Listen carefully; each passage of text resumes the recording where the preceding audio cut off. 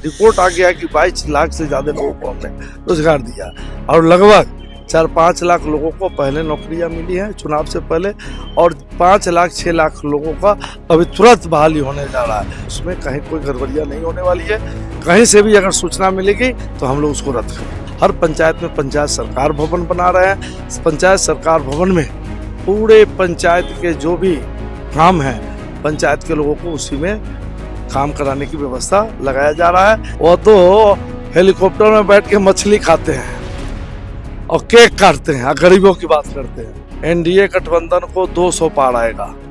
जो 10 में 22-23 पर समिट गए थे, इस बार 20 सीट से ज्यादा 25 में उनको नहीं मिले। अरे कोई लड़ाई नहीं, 200 पार होगा।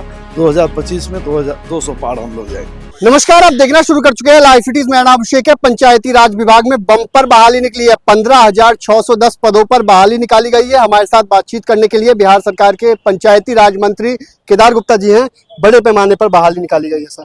देखिए, हमारी सरकार और माननीय मुख्यमंत्री जी कहते हैं कि मैं उनका जो ऐलान था कि पूरे बिहार में मैं 10 लाख से ज़्यादा लोगों को नौकरी दूंगा और उससे ज़्यादा लोगों को रोजगार दूंगा। तो आज की मिति में 10 लाख से ज़्यादा लोगों को हम लोगों ने रोजगार दे दिया है। रिपोर्ट आ गया कि 22 लाख से ज़्यादा लोगों को हमने रोजगार दिया और लगभग 4-5 लाख लोगों को पहले नौकरियां मिली हैं चुनाव से पहले और 5 लाख 6 लाख लोगों का अभी तुरंत बहाली होने जा रहा है। उसी बहाली का एक हिस्सा है पंचायती राज में, जिसमें 15,610 लोगों की बहाली हम पंचायती राज से करने जा रहे हैं। 4,300 से ज्यादा पद स्थायी होंगे और संवेदक पर 11,000 पद संविदा। नहीं, देखिए, लगभग 11,000 से कुछ ज़्यादा जो है संविदा पर है और लगभग 3500 के आसपास 4,000 के आसपास जो है आपको जो है अस्थायी रूप से है और इनका भी संविदा पर भी है। तो उनको हम लोग बाद में उनको धीरे धीरे 60 साल का हम लोग ही करेंगे। क्या लगता है ये कब तक बहाली शुरू हो पाएगी? बहाली की प्रक्रिया चल रही है और जल्द शुरू होगा।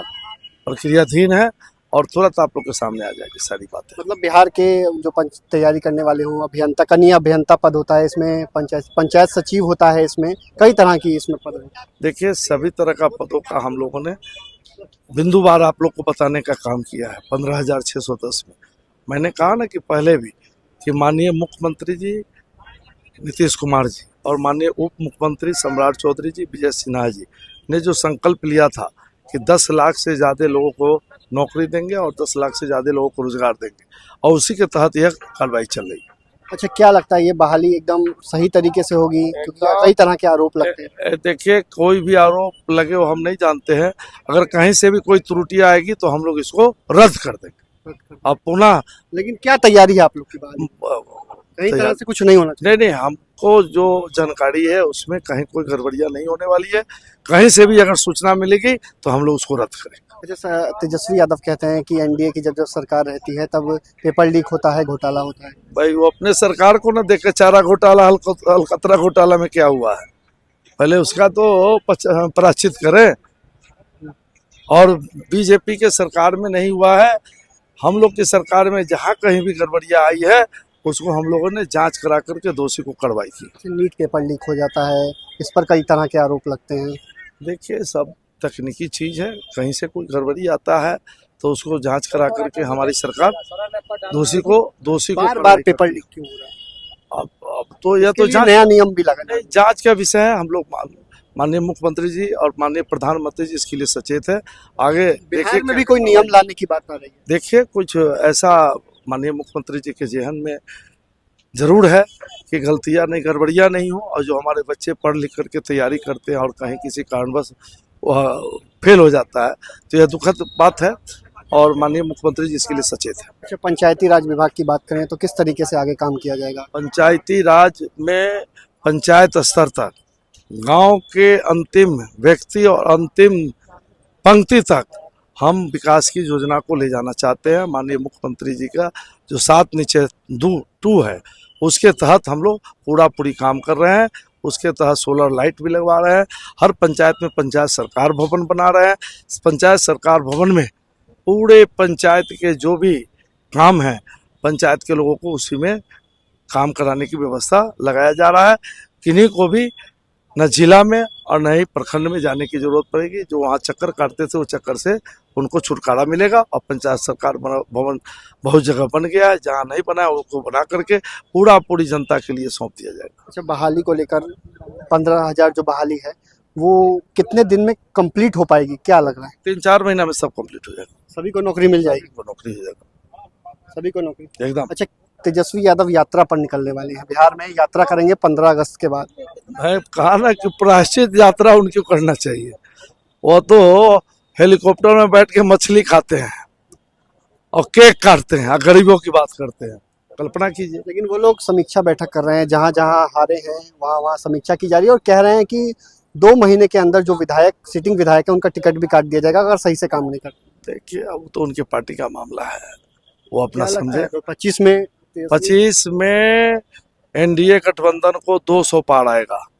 जो 10 में 22-23 पर समिट गए थे, इस बार 20 सीट से ज्यादा 25 में उनको नहीं मिले। लेकिन 2020 में जिस तरीके से उन्होंने 110 का आंकड़ा छू दिया था, आप लोग 123-24 पर ही पहुंच पाए थे। देखिए, ये गुमराह करते थे। अब जनता के लोग, जनता भीड़ तो उमड़ती है इनकी रैली में। देखिए, बिहार की जनता अब इनकी बातों को समझ गई है। गुमराह करके वोट लोगों को लेना चाहते थे, लेकिन बिहार की जनता सचेत हो गई है। आपने देखा ना कि बिहार में 40 में 30 सीटें हम लोगों को जनता ने देने का काम किया है।